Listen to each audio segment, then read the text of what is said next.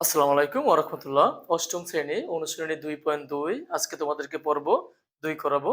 তো এখানে দুইটা ম্যাথ আছে 3 এবং 5। কারণ 4 নম্বরটা পরে তোমাদের করাচ্ছি। 3 এবং 5 হচ্ছে সেম ম্যাথ। এজন্য তোমাদেরকে 3 এবং 5 আগে দেখাচ্ছি। তো এখন এখানে 3 নম্বরটা বলা হয়েছে বার্ষিক শতকরা 10 টাকা মুনাফায় 5,000 টাকার 3 বছরের সরল মুনাফা ও চক্রবৃদ্ধি মুনাফার পার্থক্য কত? এখন সরল মুনাফা হচ্ছে একটা এবং চক্রবৃদ্ধি মুনাফা হচ্ছে একটা। সরল মুনাফার সূত্র আমরা জানি যে I equal P R N.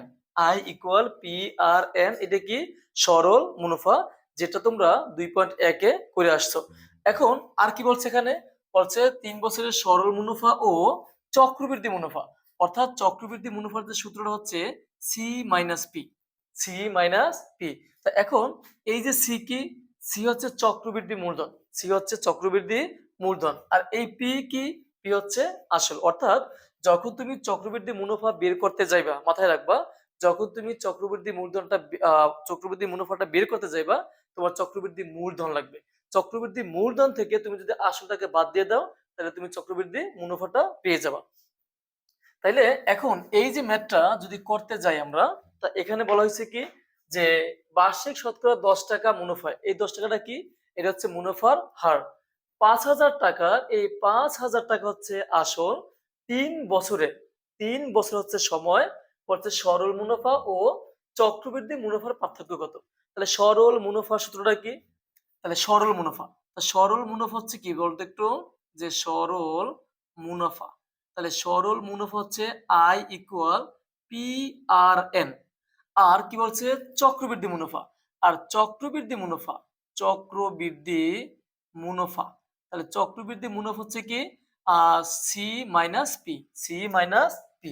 তাহলে এই সিটা কি? এই সি হচ্ছে চক্রবৃদ্ধি মূলধন। চক্রবৃদ্ধি মূলধন। তা এখন যখন আমরা চক্রবৃদ্ধি মুনাফাটা বের করব, যখন আমরা চক্রবৃদ্ধি মুনাফাটা বের করব, আমাদের চক্রবৃদ্ধি কি লাগবে? মূলধন লাগবে। আর চক্রবৃদ্ধি মূলধনের সূত্র হচ্ছে যে সি ইকুয়াল পি ইন্টু 1 যোগ আর টু দি পাওয়ার এন। এতটুকু ক্লিয়ার? মনে রাখবা মাথার ভিতরে, যখন চক্রবৃদ্ধি তুমি মুনাফাটা বের করবা, তোমার চক্রবৃদ্ধি মূলধনটা মাস্ট বি লাগবে। তারপর তুমি চক্রবৃদ্ধি মুনাফাটা বের করে নিবা। তাইলে এখন আসো, এখানে কি এই 10 টাকা কি মুনাফার হার? আমরা প্রথমে লিখবো এখান থেকে, যেমন 3 নম্বর, প্রথমে লিখবো দেওয়া আছে। তাহলে দেওয়া আছে কি এই 5,000 টাকা কি আসল না? তাহলে দেওয়া আছে আসল। তাহলে পি ইকুয়াল কত টাকা? 5,000 টাকা। তারপরে এখানে কি দেওয়া আছে? 3 বছরটা কি সময়। তাহলে সময়, সময় এন ইকুয়াল কয় বছর? 3 বছর। তারপর দেখো তো আর কি আছে? এই যে বার্ষিক শতকরার 10 টাকা না? তাহলে মুনাফার হার, মুনাফার, তাহলে মুনাফার হার আর ইকুয়াল কত আছে? 10 টাকা না? তাহলে এখানে 10 টাকা মানে কি 10%। মনে রাখবা, যখন বার্ষিক শতকরা মুনাফার কথা বলা হবে, বার্ষিক শতকরা বলা হবে, তখন যে টাকাটা থাকবে এটাকে তুমি কি দিবা? পার্সেন্ট দিবা। এখন আমরা এখান থেকে এই পার্সেন্টটাকে তুলে দিব। যদি তুলে দেই তাহলে বলো তো উপরে কত হবে? উপরে 10, আর এই পার্সেন্টের পরিবর্তে কত হবে? 100। এখন একটা কথা মাথায় রাখবা, যখন তুমি চক্রবৃদ্ধি মুনাফা বের করবা বা চক্রবৃদ্ধি মূলধন তুমি বের করবা, এই যে মুনাফার যে হারটা, এটাকে তুমি কি করবা? দশমিকে নিবা। অর্থাৎ এই 10 দিয়ে যদি আমরা 100 রে ভাগ করি, অর্থাৎ 10 ভাগ হচ্ছে 100, তাহলে 10 ভাগ হচ্ছে 100, এটাকে ভাগ করলে 0.1। তাহলে এটাকে ভাগ করলে পাই আমরা কত? 0.1। এতটুকু ক্লিয়ার? তাইলে এখন আমাদের কি দরকার? এখন আমাদের সরল মুনাফা দরকার। তাহলে এখন লিখতে পারি এখান থেকে যে আমরা জানি সরল মুনাফা। আমরা জানি সরল, তাহলে মুনাফা, তাহলে আমরা জানি সরল মুনাফা কি? I equal P R N. P R N. P কত? পি হচ্ছে 5,000 টাকা। পি হচ্ছে 5,000 ইন্টু আর কত? আর হচ্ছে মুনাফার হার কত আছে? 0.1 ইন্টু, আর এখানে সময় কি আছে? 3 বছর। এখন তুমি এটাকে গুণ করে দাও, যে 5,000, দেখো, যে 5,000 ইন্টু 0.1 ইন্টু হচ্ছে 3, এটা করলে আসে 1500 টাকা। তাহলে আমরা এখানে লিখতে পারি যে 1500 টাকা। এই যে 1500 টাকাটা কি? এটা হচ্ছে সরল মুনাফা। এখন আমরা যদি এখানে আমরা সরল ক্লিয়ার আমাদের, ও বলছে চক্রবৃদ্ধি মুনাফার পার্থক্য কত। তাহলে চক্রবৃদ্ধি যদি মুনাফাটা বের করতে চাই তাহলে কি লাগবে? চক্রবৃদ্ধি মূলধনটা লাগবে। তাহলে আমরা প্রথমে চক্রবৃদ্ধি মূলধনটা বের করব। তাহলে এখন থেকে লিখবো, এখান থেকে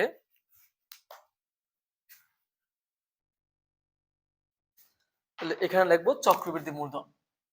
তাহলে লিখবো যে চক্রবৃদ্ধি মূলধন, চক্রবৃদ্ধি মূলধন। তাহলে চক্রবৃদ্ধি যে মূলধন সূত্র হচ্ছে সি ইকুয়াল পি ইন্টু 1 যোগ আর টু দি পাওয়ার এন। এখন দেখো এই যে পি কত, পি হচ্ছে 5000 ইন্টু 1 যোগ আর কত 0.1 আর উপরে এন কত, এন হচ্ছে 3 বছর। এখন দেখো তো এখানে 5000 ইন্টু যোগ করলে কত হয় 1.1, উপরে পাওয়ার কত 3, তাহলে সমান দিলাম এই যে 5000 ইন্টু 1.1, উপরে পাওয়ার কত আছে 3, তাহলে এটাকে আমরা 1.1 এর পাওয়ার কত, পাওয়ার হচ্ছে 3, এটা দিলে আসে 1.331। তাহলে 1.331, এখানে যদি গুণ করি আমরা তাহলে গুণ করলে কত আসে যে 5000, দেখো 5000 ইন্টু 1.33 1.331, এটাকে গুণ করলে আসে 6655। তাহলে এই যে এটা 6655 টাকা কি, এটা হচ্ছে মূলত চক্রবৃদ্ধি মূলধন। এখন আমাদের যেহেতু বলছে সরল মুনাফা ও চক্রবৃদ্ধি মুনাফার পার্থক্য, আমরা কিন্তু সরল যে মুনাফাটা আছে এটা কিন্তু আমরা পেয়ে গেছি। তাহলে এখন চক্রবৃদ্ধি মূলধনটা বের করছি, তাহলে সহজে আমরা এখান থেকে লিখতে পারি যে সুতরাং চক্রবৃদ্ধি মুনাফা, চক্রবৃদ্ধি মুনাফা। তাহলে চক্রবৃদ্ধি মুনাফা সূত্র হচ্ছে C minus P, C minus P. তাহলে সি কত, সি হচ্ছে 6655 বিয়োগ আর পি কত, পি হচ্ছে কত দেখো তো একটু, পি হচ্ছে 5000 টাকা, এই হচ্ছে পি হচ্ছে 5000 টাকা। এখন এটাকে বিয়োগ করো, যদি এটাকে বিয়োগ করি তাহলে কত আসে, তাহলে 5000, তাহলে এখানে কত আসে, তাহলে 6000, তাহলে 1655 টাকা, 1655 টাকা। এটা কি টাকা, এটা হচ্ছে চক্রবৃদ্ধি মুনাফা, এটা হচ্ছে চক্রবৃদ্ধি মুনাফা টাকাটা। তাইলে এখন আমাদের কি বলছে যে সরল মুনাফা আর চক্রবৃদ্ধি মুনাফার পার্থক্য, তাহলে লিখবে এখান থেকে যে সুতরাং পার্থক্য, তাহলে সুতরাং পার্থক্য সমান। তাহলে এখন দেখো চক্রবৃদ্ধি মুনাফা হচ্ছে কত 1655, তাহলে বিয়োগ, তাহলে সরল মুনাফা হচ্ছে কত 1500 টাকা, এই যে লেখো 1500 টাকা। তাহলে এখন দেখো এটাকে যদি বিয়োগ করি আমরা, বিয়োগ করলে কত হয়, তাহলে 1500 1600, তাহলে 100 আর কত আসে 55, অর্থাৎ 155 টাকা। এটা হচ্ছে উত্তর। কারণ এখানে আমাদের চাওয়া হয়েছে সরল মুনাফা এবং চক্রবৃদ্ধি মুনাফার পার্থক্য, তাহলে পার্থক্য কত হচ্ছে, পার্থক্য হচ্ছে 155 টাকা। সবসময় মাথায় রাখবা চক্রবৃদ্ধি মুনাফা যদি বের করতে হয় তোমার প্রথমে চক্রবৃদ্ধি মূলধনটা বের করতে হবে, কারণ চক্রবৃদ্ধি মূলধন হচ্ছে সি, আর আমরা জানি যে সি ইকুয়াল হচ্ছে পি ইন্টু 1 যোগ আর টু দি পাওয়ার এন, আর চক্রবৃদ্ধি মুনাফা হচ্ছে সি মাইনাস পি। অবশ্যই আমাদের সি এর মানটা লাগবে, এর জন্য আমাদের কি করতে হবে, সি এর মানটা প্রথমে বের করতে হবে। আজকে বলছে দেখো তো, বার্ষিক শতকরা 8.50 টাকা চক্রবৃদ্ধি মুনাফায় 10,000 টাকার 2 বছরের চক্রবৃদ্ধি মূলধন ও চক্রবৃদ্ধি মুনাফা নির্ণয় করো। তাহলে আমরা এখান থেকে চক্রবৃদ্ধি কি বের করব, চক্রবৃদ্ধি মূলধনটা বের করব, চক্রবৃদ্ধি মুনাফাটা বের করব। এখন চক্রবৃদ্ধি যদি আমরা মূলধনটা বের করতে পারি তাহলে চক্রবৃদ্ধি যে মুনাফাটা আছে একবার সিম্পল, সি মাইনাস পি, এটা আমরা জানি। তাহলে প্রথমে বের করবো কি, চক্রবৃদ্ধি মূলধনটা। তাইলে এখানে বার্ষিক শতকরা 8.5 না, এই বার্ষিক শতকরা 8.5 কি, এটা হচ্ছে মুনাফার হার। তারপরে চক্রবৃদ্ধি মুনাফায় 10,000 টাকা, এই 10,000 টাকা হচ্ছে আসল, আমার টাকা 2 বছর, এটা হচ্ছে কি সময়। এখান থেকে আমরা চক্রবৃদ্ধি মূলধনটা বের করে নেব। তাহলে প্রথমে লিখবো দেওয়া আছে, দেখো যে দেওয়া আছে, দেওয়া আছে কি, দেওয়া আছে আসল, তাহলে দেওয়া আছে আসল পি সমান 10,000 টাকা। তারপরে সময়, তাহলে সময় কি দেওয়া আছে, সময় এন ইকুয়াল 2 বছর। আর কি দেওয়া আছে, আর দেওয়া আছে মুনাফার হার, তাহলে মুনাফার হার, মুনাফার হার আর ইকুয়াল কত তাহলে 8.50 তুমি এটা কি দিবা? পার্সেন্ট। যখন এ ধরনের বার্ষিক শতকরা মুনাফা হার আসবে, তুমি এটাকে লিখে কি করতে হবে? একটা পার্সেন্টেজ তোমার দিতে হবে। এখন আমরা এই যে পার্সেন্টটাকে তুলে দেব, যদি তুলে দেই তাহলে উপরে কত হবে? 8.50 আর নিচে কত হবে? 100। এখন এটাকে আমরা ভাগ করব, ভাগ করে আমরা দশমিকে নিব। তোমাদের বলছি চক্রবৃদ্ধি মূলধনের ক্ষেত্রে বা মুনাফার ক্ষেত্রে তুমি মুনাফা হারকে কিসে নিবা? দশমিকে কনভার্ট করবা। তাইলে এখন এই যে 8.50 ভাগ কত? ভাগ হচ্ছে 100।